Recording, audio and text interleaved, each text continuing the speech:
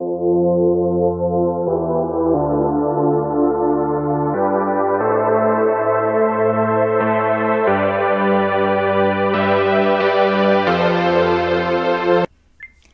there, it's Stephanie Shea, Chief Astrologer for janspiller.com with your monthly horoscope, and this one is for you, Aquarius. As we come into October, we've got the sun shining in Libra all the way through the 21st, and this forms a favorable trine to your sun because Libra and Aquarius are both air signs. The energy is flowing. This means your people skills are going to be highlighted, and the first part of the month really is a great time to network with others and get on the same page.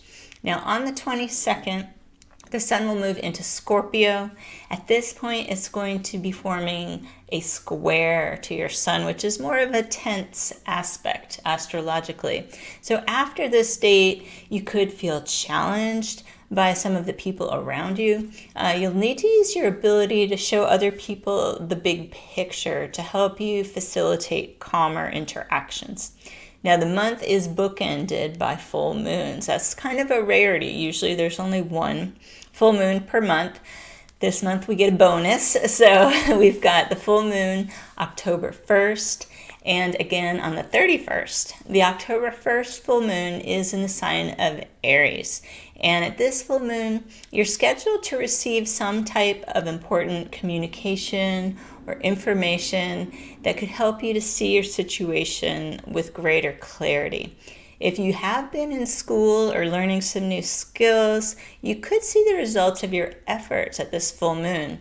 Aries is all about your individual power, and if you've really been working at something, know that this full moon can bring you the results or the recognition that you deserve. Now, on the second full moon, October 31st, it's going to be in the sign of Taurus, and it's combined with a high-intensity conjunction to the outer planet Uranus. This is especially important for Aquarians because Uranus is your ruling planet, so anything Uranus does is usually felt more strongly. To add to that, this Taurus full moon forms a tense square to your sun. So you're going to feel some strong emotions around this time, most likely, especially if you were born on or around January 29th of any year, or if you have around 8 degrees of Aquarius rising. You're scheduled for some eye-opening realizations that could really change the way you see the world.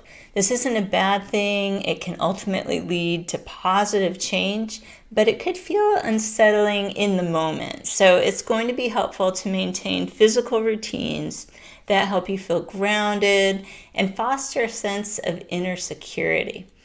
Now, we're under the influence of both Mars and Mercury retrograde this month. I'm backing up now. I went to the first full moon, the last full moon. Now we're kind of going back to the top of the month. And this is a really important month to slow down and review your current plan of action. Mars has been retrograde in Aries since September 9th, and it's going to continue the cycle through November 13th. So this astrology supports finishing what you've started, and it's a great time to return to a study or a practice that has been neglected. We all seem to have those things that we have been wanting to do and looking for the time. This is the month to make the time, to make it a priority. Even if you only have a very small amount of time, you have so much astrological support to pick up something that has been on the back burner. It's going to really fuel you, and it will make it worth no matter what amount of time you put towards it.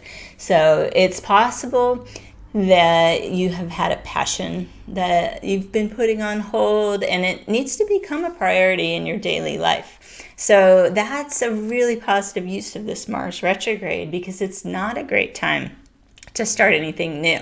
So look for things you can let go of to make more space for some of those things that you actually have really been wanting to do, especially the things that you used to do. So that's the Mars retrograde rundown. We've got Mercury stationing retrograde in Scorpio on October 13th. So this means starting October 13th, double retrograde energy, Mercury on top of Mars retrograde.